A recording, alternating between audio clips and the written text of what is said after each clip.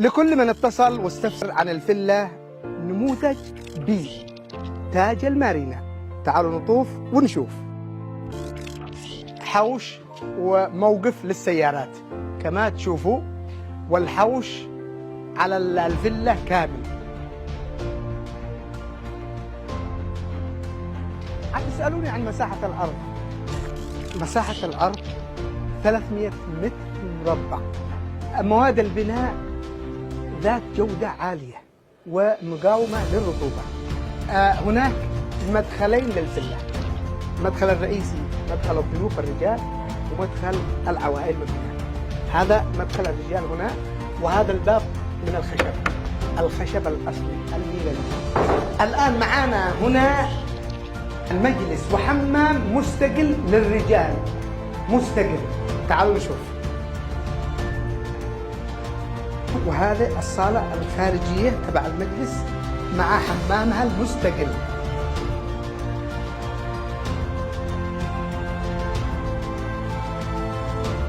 تعالوا ندخل الآن داخل. بعد ما انتهينا من مجلس الرجال مع حمامه، نوريكم ايش عبه في الدور الأرضي من هذه الفيلا.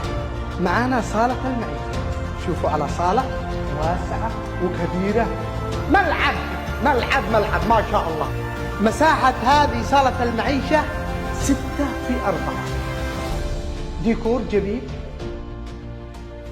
هذه صالة طعام، وهنا المطبخ المفتوح.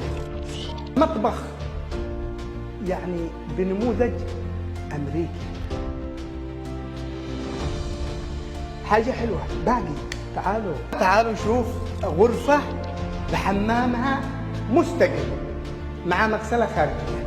الغرفة واسعة 4×4 مع تهوية جميلة. المصعد هذا هو درج للدور الثاني. وصلنا الدور الثاني، عبارة عن غرفتين نوم وسطح مكشوف. طبعا غرفة نوم 4×5 مع حمامها المستقل، وهنا 4×4 مع حمامها. تعالوا نشوف هذا.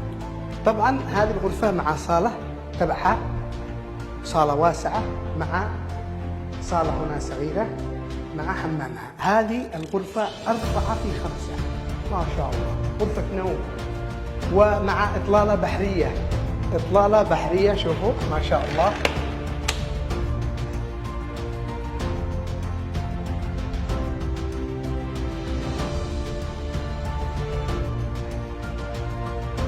هذه غرفة 4×4. انتهينا من الغرفة. طبعا الغرفة معها صالة خارجية مع المغسل مع المراية مع حمام لها مستقل، حمام واسع. الآن بنروح إلى السطح المكشوف. حاجة مفاجأة، سطح مكشوف جميل. هذا السطح المكشوف زي ما تشوفوا. كم مساحته؟ مساحته 4×10. ملعب. شفتوا السطح المكشوف. الآن وصلنا إلى السطح الرئيسي تبع الفيلا. سطح واسع كبير من ناحيتين، من هنا ومن هذه الناحية.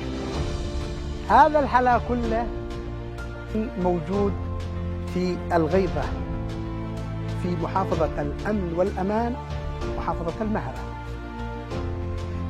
نسيت ما أقول لكم إن سعر الكاش ولا التقسيط هو نفسه بدون أي فوائد. ما رأيكم؟ المارينا العقارية، الخطوة الحقيقية نحو النجاح.